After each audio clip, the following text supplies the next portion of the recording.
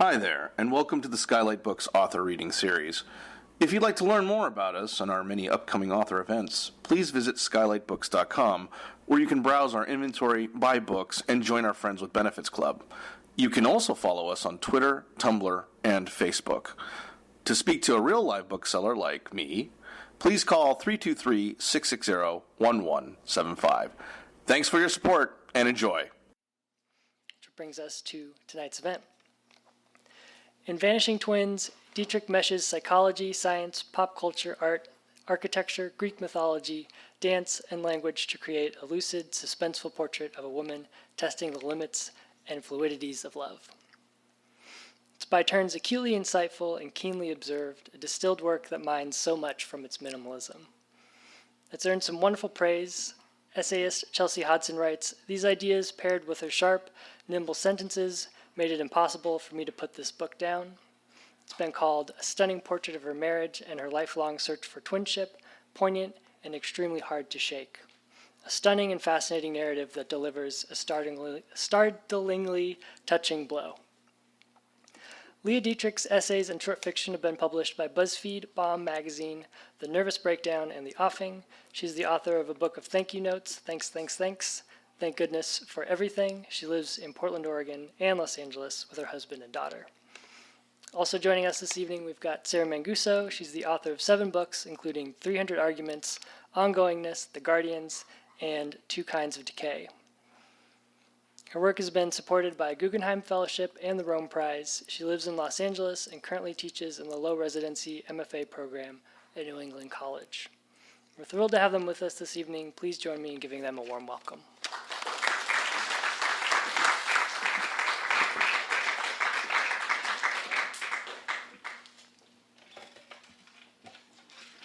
Thank you so much Thank for you, being good here. sir. All right. Hi, everybody. Thank you so much for coming. I have permission from Leah to sort of share our origin story. I moved to LA in 2010 because my husband thought he should make a video game. And, that sort of thing happens a lot here, and he's just an artist, and he's like, no. Anyway, that's a really old. It's like a sort of parallel narrative, but mine begins when I land in LA. I can't find a teaching job anywhere, and so within about 9 days, I decided to just start teaching school in my house, and so. Eden Lempucki, who has this wonderful self-made, one-woman MFA program, said, you don't have to actually teach in the program. You can just, do your own thing, and it can be, you can say it's part of WWLA. And I was like, great, that's exactly what I want to do, exactly what I want, all the time. And so I just invited the first group, I think, was 6 women. I don't remember which group you were in, or which group you were in. They're everywhere, but people came to my house, and it wasn't really like school, and people brought poems, and we read companion pieces, and we were all grown-ups, and we all had careers elsewhere, sometimes multiple careers elsewhere, and so this brings me to Leah, who is just one of these fascinating women who was in my living room getting yelled at by my small cat. What is immediately notable about Leah is that she has that particular capacity for attention that athletes have.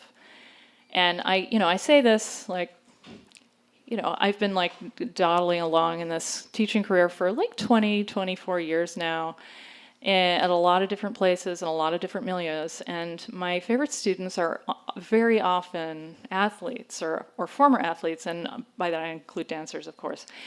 And I think it has something to do with, among other things, the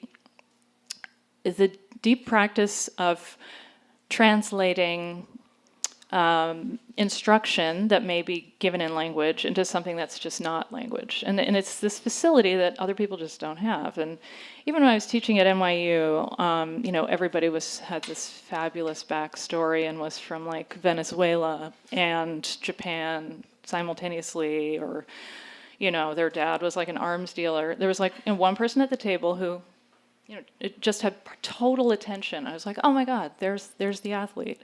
And in fact, she was an athlete, and she was the best writer in the class. And so that was what like drew me immediately to Leah. Like, there's the quality of the attention. And then, after our poetry group was over, we continued working together, and she said, oh, I have a book of prose to write. And I thought, great, all I want is to read books of prose by poets. That's all I want to read. And so, it seems that very quickly, Leah then you basically just immediately published this book. Although I know it's been like what? It's been like six been or like 7 8 years years. or Okay. 8 years Well, since that, yeah. Time's a more. flat circle. Yeah. So I'm just so delighted that this book exists, and I'm even more delighted that I know the author, geniusy author. So that's what you should know first about Leah, I think. And as for my describing the book, I don't want to do that first. I want to just ask Leah to read. How about the intro, the first 5 parts? Sure. So the book is broken up into an overture and 3 acts. So these first 5 sections comprise the overture. During my ballerina years, I danced mainly in the corps de ballet. This is the term for the group of dancers who are not soloists. The literal translation is the body of the ballet, and as such, all the dancers in the corps move together like synchronized swimmers. They are one body, but not even a body. They are a backdrop for the principal dancers, just scenery. In high school, I was given the option of studying French or Spanish. I chose French because it was the language of ballet. Pas de deux, rond de jambe, plié, jeté. I've been saying these phrases for years, but until I started taking French, they'd just been the names of steps. I didn't know what the individual words meant. We all took pseudonyms at the behest of our teacher. These were our French class selves, the people we became when we spoke that language. My best friend was also a dancer and renamed herself Giselle, after the main character in the ballet of the same name. Giselle goes mad after being cheated on by a lover and dies of a weak heart. In the afterlife, she's taken in by a group of female ghosts called the Willies, who force the man who betrayed her to dance himself to death. Because my best friend chose a ballet character, I did too. In school, as in dance, she was so self-assured, so effortless. I studied her movements like learning choreography and hoped that when I repeated them, they would appear to be my own. My alter ego in French became Odile, a character from Swan Lake. Odile is the black swan, the villainous doppelganger of the white swan, Odette, who is really a princess turned into a swan by Odile's sorcerer father. In the ballet, both roles are danced by the same ballerina. I always dreamed that someday I'd get to play them both. In 101 Stories of the Great Ballets, George Balanchine calls Giselle the archetype of a romantic ballet. To be romantic about something is to see what you are and to wish for something entirely different, he writes. In Giselle, the Willies wear billows of white tulle, so they seem part of the world, yet also above it. The ghostly spirit, the sylph, was ballet's symbol of romantic love. The girl who is so beautiful, so light, so pure, that she is unattainable. Touch her, and she vanishes. 1/8 of all natural pregnancies begin as twins, the book said. But early in pregnancy, one twin becomes less viable and is compressed against the wall of the uterus or absorbed by the other twin. Of course, I thought. I lost my twin. This was after I'd read all the other books, the books about sexuality, the books about marriage, the books about love. None of them comforted me like this book did. The story followed a pair of identical twins who were struggling to grow up without growing apart. My husband and I were struggling with that too. I read it in one day, in every room of the house, on my stomach, on my back, on my bed, in the yard. I didn't worry about the ants scaling my thigh or the black widows under the outdoor furniture. 1/8. I tell people this statistic when I tell them I'm writing about my search for the twin I never had. The number makes me seem less crazy. Suspicion is a philosophy of hope, Adam Phillips says in Monogamy. It makes us believe that there is something to know and something worth knowing. It makes us believe there is something rather than nothing. He's referring to the suspicion that one's partner is having an affair, but the same holds true for the existence of my twin. I've always preferred being in the company of one other person to being in a group. I'd always thought this meant I was antisocial. Maybe it's a desire to return to the relationship I had with another person in the womb. That pre-person, my little mirror ball of cells. Thank you, Leah. Thank you. A wonderful beginning. How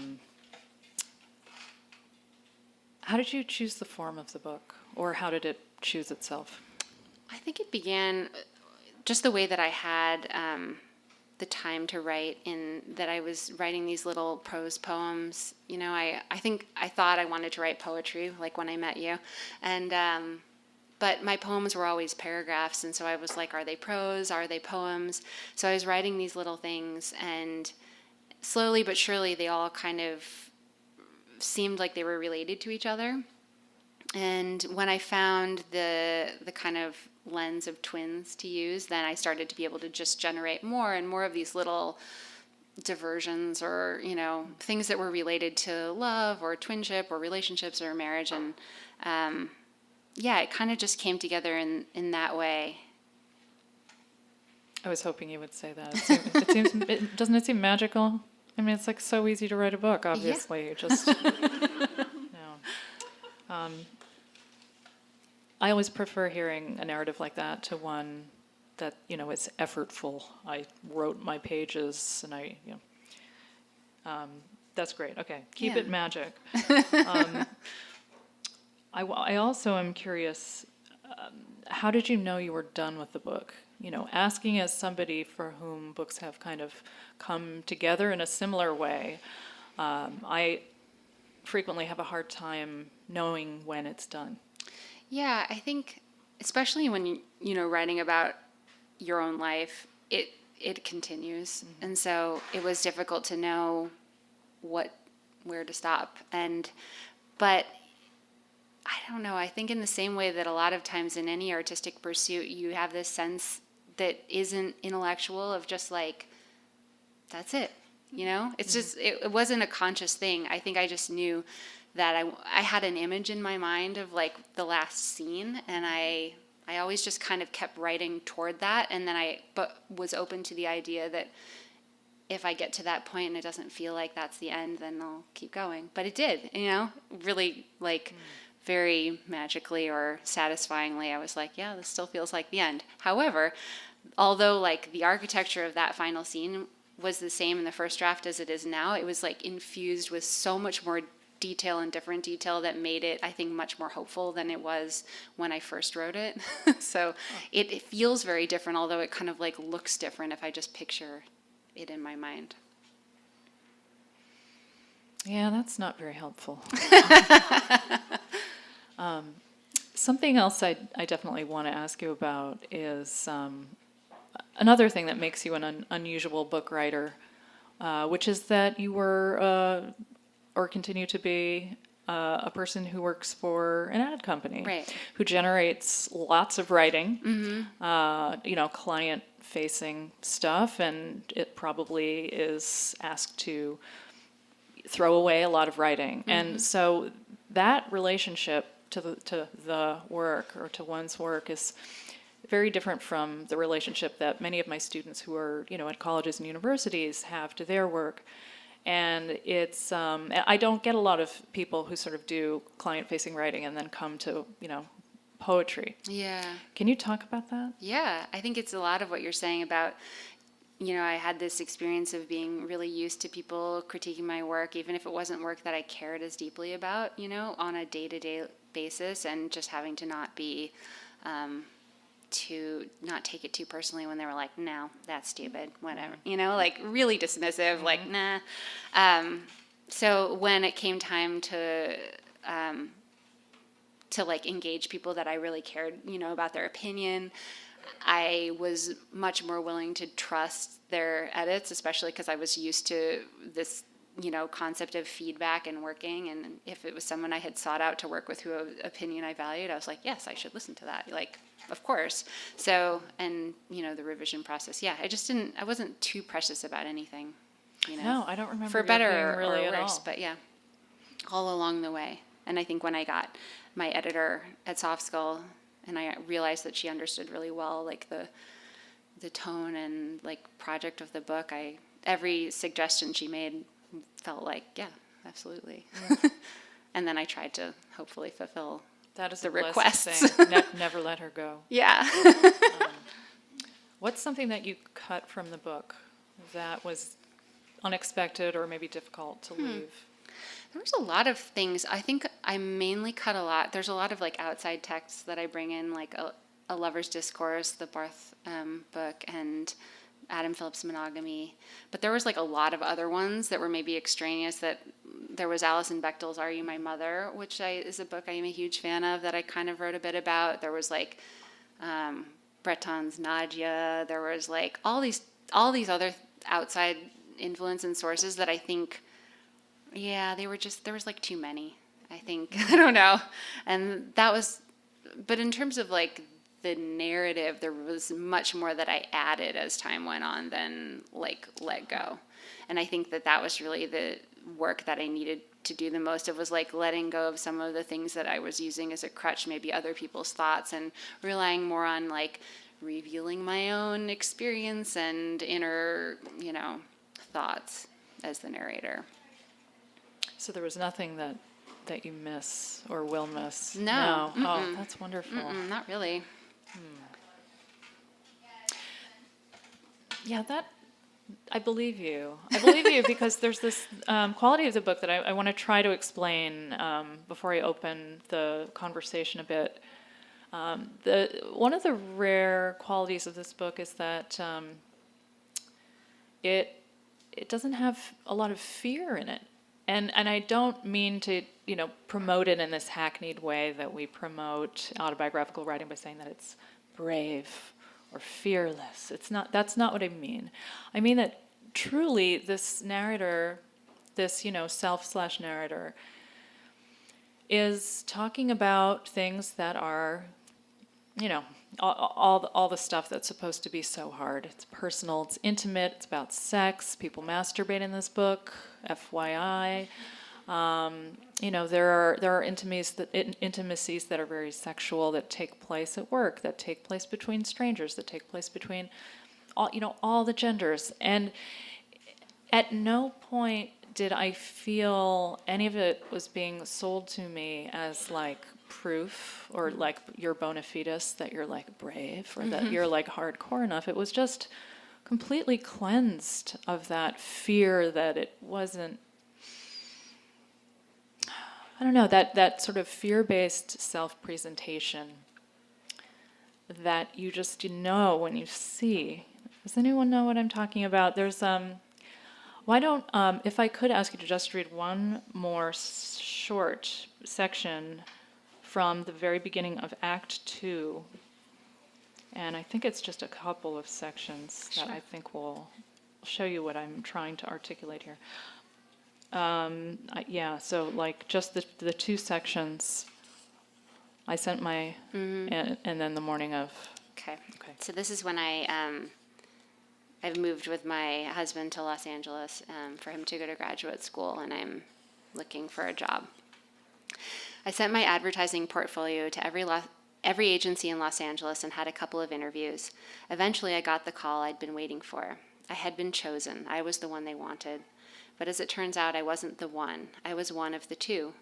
The fatherly voice of my future boss told me my new partner's name, Ethan. Another E, I thought.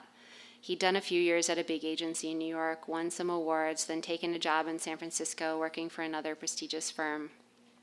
I pictured him with a beard, since it seemed that every man from the northern part of the West Coast had one. The voice on the phone said Ethan raced road bikes in his free time. This detail made me reconsider. I knew cyclists. They were skinny and hairless. I thought of the Tour de France, which I'd watched with my father year after year. I'd ridden behind him on the old, unused 12-speed he'd bought my mom. I thought of Eric, spandex unnaturally bright against the browns and greens of the mountains behind him. I guess I was destined to be with a bike rider, trailing him on some kind of imaginary tandem. Ethan's wife is 8 months pregnant, the dad voice said, breaking my reverie. This news made him seem mature, masculine. I reconsidered the beard. I'll take the job, I said. After I hung up, I paced around the apartment and said my new partner's name under my breath. Ethan, Ethan. I tried our names together and wondered whose would come first when other people said them. The morning of my first day, I put on a pale pink buttoned shirt, black jeans, and white Vans. I drove to the office and parked my car. As soon as I shut the door, I heard that same fatherly voice. I turned and saw the man it belonged to, my new boss, David. He was tall and hardy. His skin was used to the sun. We walked up to the front door and he swung it open, letting go of the handle, leaving room for me to glide in front of him. Inside, men and women hurried from one place to another, talking loudly and laughing. Wait here, he said, motioning to the bench in the foyer, and I sat down, feeling just outside the energy of this new family I'd soon be part of. No one looked at me. No one knew of my imminent joining. I heard David's voice again and stood up. As soon as I crossed the threshold, I saw Ethan, blue eyes shining, hand extended. It was rough and clammy. The grip was firm. I shook it, meeting his eyes as I'd been taught, and then looked down at our joined hands, our shirt cuffs. His was pink with white pinstripes. His jeans were blue. Their frayed ends grazed his checkered Vans. Someone else in the room piped up, "You guys call each other this morning to coordinate outfits?" We all laughed. "Nice to finally meet you," Ethan said, and I agreed, nodding my head too many times. His voice was high and lilting.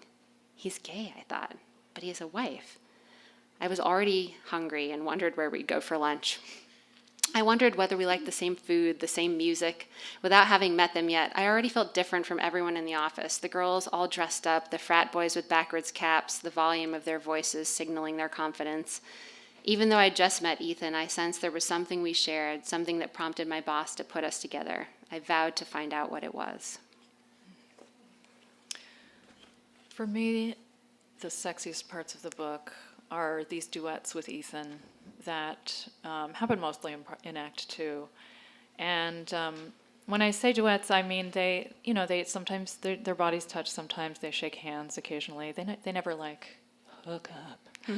But there's they share work. They write things and they write them for each other and with each other, and they share the work, sometimes privately. I don't want to give too much away.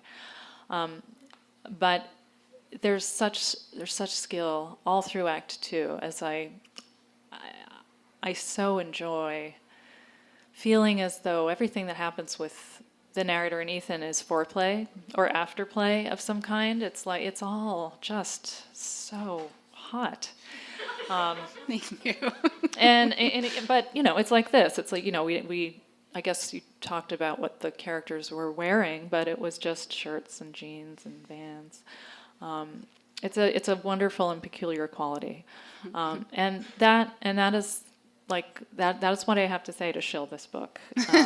And now I would love to be a bit quieter and invite anybody in the audience to ask or react. Thank you, Sarah. Pleasure. Now it comes out today. It came out on Tuesday. Tuesday? So it is Okay. officially out. Has anybody read it yet? Awesome. Okay. Yeah. Yay. Yes. Cliche question, but I assume this book is pretty unconventional. I haven't read it yet. But how did you muster the courage to write it? Thank you. That's a great question. I feel like my inclination to write is always to make a connection with someone, because I think I've always, as the book shows, like I've always wished for somebody to mirror or someone to like go, oh, that person did this, and now I can follow their lead, But I think at the most basic, like you're always reading to feel less alone and, to know that someone's had an experience that maybe you can learn from. And so I felt like I wanted to share, my story and all the things I had been thinking about in the hopes that someone else, had been thinking about these things and might connect with them. And that would allow me to have a conversation with somebody that I might not be able to have in person. Yeah. Yes. Talking about the fearlessness, it's sort of one thing to tell the truth about yourself. How did you approach it when it was either your opinions of other people or just facts about their life? Yeah. Like certain people that I wrote about, I didn't have like a super close relationship with anymore, so I kind of didn't worry about that till later. And then my husband, who I am in an ongoing relationship with, I worried a lot more about that.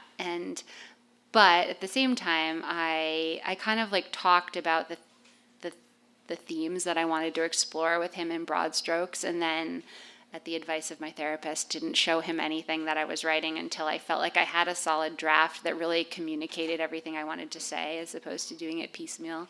And then the first draft that he read, he was not really a big fan of. And I also showed a lot of other people, because I was like, I don't want to be making revisions just based on this one person who I am too close with. And so I took, the comments that he had and the comments that everyone else who didn't even know him or I had, and realized they were all very similar. So that was super encouraging, because then it allowed me to kind of like revise based on, objective feedback, if you will, and things that felt like they made sense to me. And then, it was kind of just like an evolution.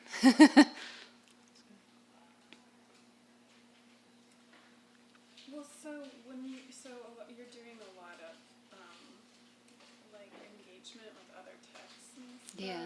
or even other artists or vanishing ballets, and it's on the subject of love and monogamy, fidelity, all of these things, which is something people have written a lot about. And Right. there's like a lot to think about there. So like, how did you know when was enough for research? Like, it gets so scary. You're always like, oh, but I need one more thing. Or, Yeah. like, I don't have enough of this. So, Yeah. like, what was your process? Again, it kind of was, I just sort of felt it, but I do very much feel like the research was useful when I would feel stuck, and I was like I didn't know what else to write. I'd just be like, I'll just copy down all the things I highlighted from this book I love, and then I felt like I was doing something all along. And then I think that once I had kind of, been cataloging this like body of research or whatever, then slowly those things would find their way in, and I kind of felt confident that only the ones that mattered were like getting in, if they were the ones that I kind of kept thinking about. But yeah, like I, was saying to you, at a certain point, like some of that I just had to cut away, because I was just like, I don't need to be bringing up like 30 different texts in this book. I mean, there's so many, I don't know if we even like talked about the Moby Dick, and like there's a lot. So yeah, they served their purpose very much in terms of like alleviating writer's block for me at some points, but yeah. Yes. Sarah is saying the lack of fear really intrigued me, and I've been thinking about stories that just don't work out. Mm-hmm. Nothing gets better. And so in a certain sense, we all remain heroes, right? And when you say ballets, the great ballets, like the Russian ballets, have a slow act, a fast act, grand allegro, where it's basically in the Russian ballets a bunch of circus tricks to win the audience into participation. So I'm wondering, with all the up in the air, how narrative is really being defined by everybody writing right now. How do you think about form? And the music, the idea of the music really intrigues me. It's like so many ideas pop into my head. I instinctually feel I'm going to write this book, but I don't quite know where you're going with it. So in terms of the form and the music, like you're saying, I think I was very interested in each of these little sections here, like, there's sometimes only a paragraph, I just really was interested in a form that felt containable. I think, like you're saying, with things being up in the air and narrative being, complicated or whatever, that I love the idea of being able to kind of behold something in its entirety. And that's why I think I'm drawn to these small bites, I guess, that you could call them, because I don't know, I just have a desire to, want to kind of behold something all at once, like a painting or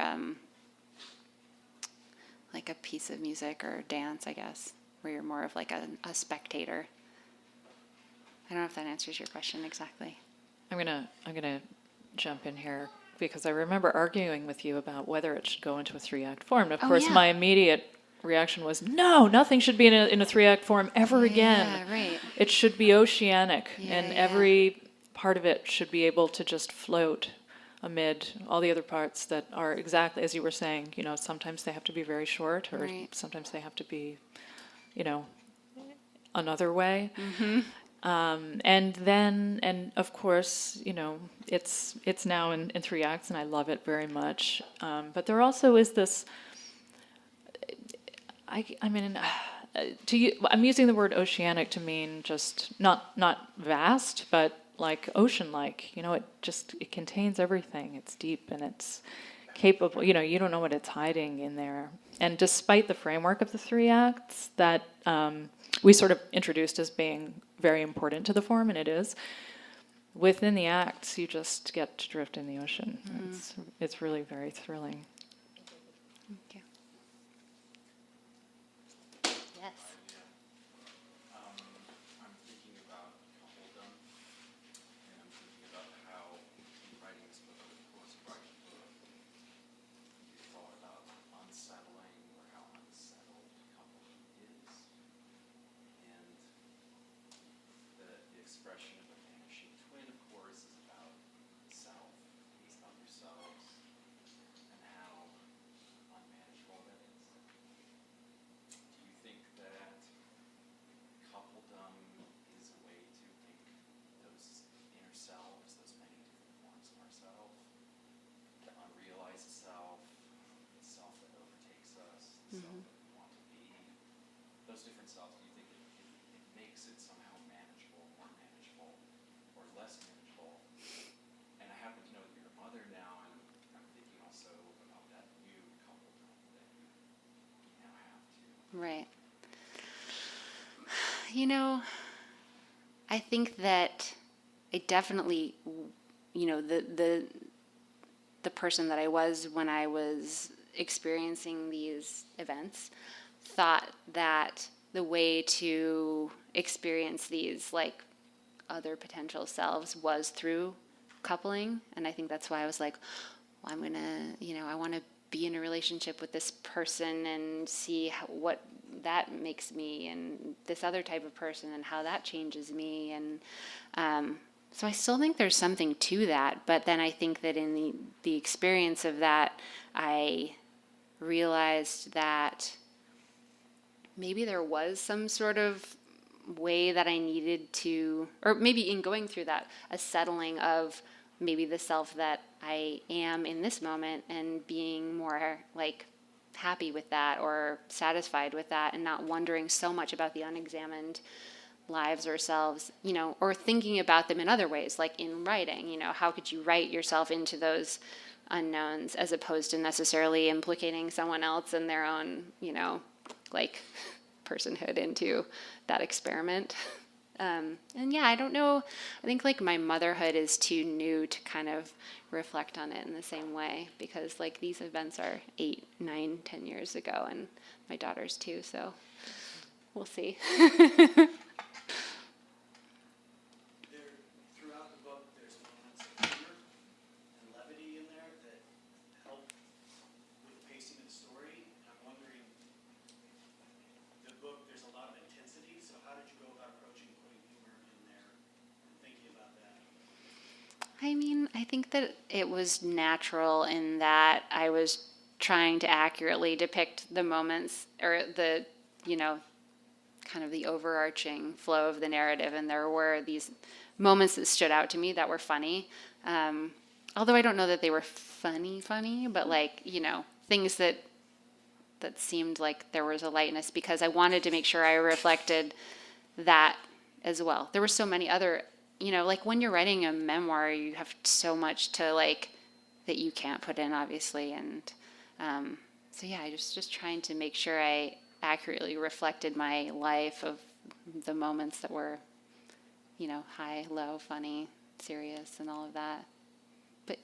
But again, to some degree, without a consciousness to it. Yeah. Other questions? Yeah. I have a 2.5-year-old, and you have a 2-year-old, it sounds like. Yeah. How do you make time working and writing? Where do you fit that in? Yeah. Well, I right now have a very awesome job situation where I'm working remotely. So and I'm working part-time remotely. So that's been an incredible way to kind of write, like carve out time to write when I'm not working. And I sometimes have, when I really am wanting to generate more work, will write after my daughter goes to bed, because she goes to bed at 7:30. So I try to do that, but sometimes I'm tired and I don't want to. But she's also in daycare, so I don't feel that way of like in early motherhood where I was watching her all the time and there was no energy at all to do that. And I think once she's gotten to that age where someone else is watching her, it allows me to like have some time to do that. Yeah. When they're a little older, I have an almost 7-year-old. When they're a little older, they can just like work right next to you. That's what our dream is that like it's someday pretty we'll all amazing. three just be It's pretty reading great. side by side in a room. It's pretty much what we wanted ever since she input was born. from people with even older children is welcome. Yeah. Donna or anybody. Yeah, I was a night writer. I'm still a night writer. I'm trying to break the habit because it pisses my husband off. So I always like disappear into the studio. But when she was a baby, having never mind, she's a baby. She's like a doctor now, and she still takes up my energy. She's married. Your children will always be your children. Now I write about her, so be careful about that too. But we spent a lot of time when she was younger, when she was like a teenager, that we had like a big room with 3 computers. It's the dream. That's great. Yes. What are you most proud of in the book? There's been a lot of great reviews. What are you most happy with in the book? God, that's a great, hard question.